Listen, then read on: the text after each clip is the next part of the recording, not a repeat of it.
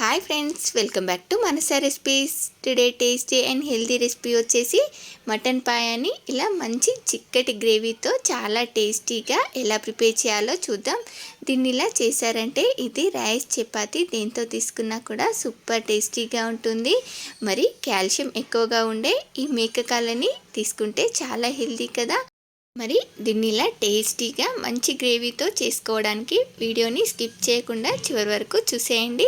మరి ఇప్పుడు లేట్ చేయకుండా దీన్ని ఇలా టేస్టీగా ఈ మేకకాళ్ళ కూరని, ఈ మటన్ పాయాని ఇలా మంచి రుచిగా చిక్కటి గ్రేవీతో ఎలా ప్రిపేర్ చేయాలో చూసేద్దాం. మరి ఇప్పుడు ఇలా టేస్టీగా మటన్ పాయ చేసుకోవడానికి ముందుగా ఇలా 4 మేకకాలని తీసుకొని వీటిని నీట్గా పసుపు కొంచెం ఉప్పు వేసుకొని నీట్గా వాష్ చేసుకొని ఇలా రెడీగా పక్కన పెట్టేసుకోండి. చూడండి, వీటిని ఇలా పసుపు ఉప్పు వేసి వాష్ చేసుకోవడం వల్ల దానిలో ఉన్న బ్యాక్టీరియా అంతా పోతుంది.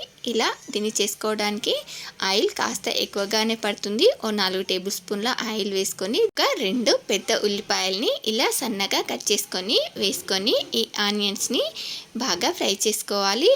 చూడండి, మనం ఆనియన్స్ ఫ్రై అయ్యేలోపు దీనిలోకి మసాలాని ప్రిపేర్ చేసుకుందాం. చూడండి, ఇలా మిక్సీ జార్లోకి ఒక టేబుల్ స్పూన్ ధనియాలు, 3 లవంగాలు, 3 ఇలాచి, చిన్న దాల్చిన చెక్క, ఒక అర టీ స్పూన్ మిరియాలని, అలాగే ఇలా కొంచెం ఎండు కొబ్బరిని వేసుకొని దీన్నంతా కూడా ఇలా బాగా మెత్తగా గ్రైండ్ చేసుకోవాలి.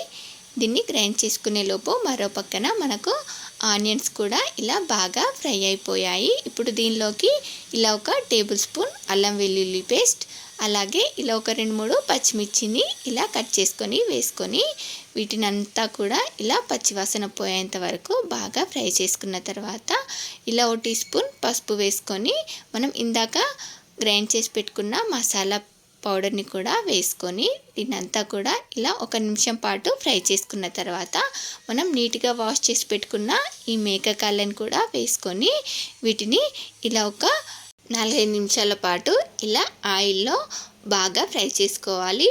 చూడండి, వీటిని ఇలా ఒక 4-5 నిమిషాల పాటు ఫ్రై చేసుకున్న తర్వాత దీనిలోకి 1 గ్లాస్ వాటర్ని యాడ్ చేసుకొని దీన్నంతా ఒకసారి ఇలా బాగా కలిపేసి ఇప్పుడు దీనిపై మూత పెట్టి మంటని మీడియం ఫ్లేమ్లోకి అడ్జస్ట్ చేసుకొని ఒక 4-5 విజిల్స్ వచ్చేంత వరకు ఉడికించుకోండి.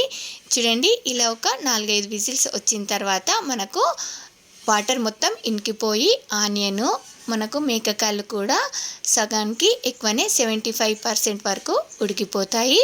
ఇప్పుడు దీనిలోకి మీకు టేస్ట్కి సరిపడా కారంని యాడ్ చేసుకోండి. నేను ఇక్కడ 2 స్పూన్ల వరకు కారము, 1.5 స్పూన్ వరకు సాల్ట్ని యాడ్ చేసుకున్నాను. అలాగే కొంచెం కొత్తిమీర కూడా వేసుకొని దీన్నంతా కూడా 1-2 నిమిషాల పాటు ఇలా బాగా కారం వాసన పోయేంత వరకు బాగా ఫ్రై చేసుకోవాలి. చూడండి, దీన్ని ఇలా ఒక 2 నిమిషాల పాటు ఇలా ఫ్రై చేసుకుంటే మనకిది బాగా ఫ్రై అయిపోతుంది. ఇలా ఆయిల్లో మనకు ఉప్పు కారం ఇలా బాగా ఫ్రై అయిన తర్వాత ఇప్పుడు దీనిలోకి మీకు గ్రేవీకి సరిపడా వాటర్ని యాడ్ చేసుకోండి. చూడండి, నేనైతే ఇక్కడ 1 లీటర్ వరకు వాటర్ని యాడ్ చేసుకున్నాను. చూడండి, ఇలా వాటర్ యాడ్ చేసుకున్న తర్వాత దీనిలో ఉప్పు కారంని చెక్ చేసుకొని యాడ్ చేసుకోండి. నాకైతే 2 కరెక్ట్గా సరిపోయాయి. ఇప్పుడు దీన్ని మళ్ళీ ఒక 5-6 విజిల్స్ వచ్చేంత వరకు ఉడికించుకోండి. చూడండి, నేను ఇక్కడ మొత్తం 10 విజిల్స్ వచ్చేంత వరకు ఉడికించుకున్నాను. మీరు మేకకాళ్ళ ముదురును బట్టి ఎన్ని విజిల్స్ కావాలో అంతవరకు మనకు మేకకాళ్ళు మెత్తగా ఉడికేంత వరకు ఉడికించుకోండి. చూడండి, మనకు కర్రీ ఎంత బాగా మంచి చిక్కటి గ్రేవీలా ఎంత బాగా రెడీ అయిపోయిందో. ఇప్పుడు లాస్ట్లో ఇలా కొంచెం కొత్తిమీరకు వేసుకొని ఇలా వేడిగా సర్వ్ చేసేసుకోవడమే. మనకు చాలా టేస్టీగా మటన్ పాయ ఇలా మంచి చిక్కటి గ్రేవీతో రెడీ అయిపోయింది. మరి మీకు కూడా ఇలా మటన్ పాయ అంటే ఇష్టమా?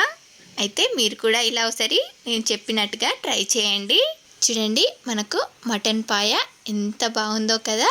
చూడండి ముక్క కూడా చాలా సాఫ్ట్గా ఎంత బాగా ఉడికిందో కదా. మరి మీరు కూడా ఒకసారి ఇలా తప్పకుండా ట్రై చేసి ఎలా వచ్చిందో కామెంట్ బాక్స్లో కామెంట్ చేయండి. అలాగే మీకు ఈ రెసిపీ కనుక నచ్చినట్లయితే మా ఛానల్ని లైక్ చేయండి, షేర్ చేయండి. మరిన్ని టేస్టీ అండ్ హెల్దీ రెసిపీస్ కోసం మానస రెసిపీస్ ఛానల్ని సబ్స్క్రైబ్ చేసి దాని పక్కనే ఉన్న బెల్ సింబల్ని క్లిక్ చేయండి. Thank you for watching my video.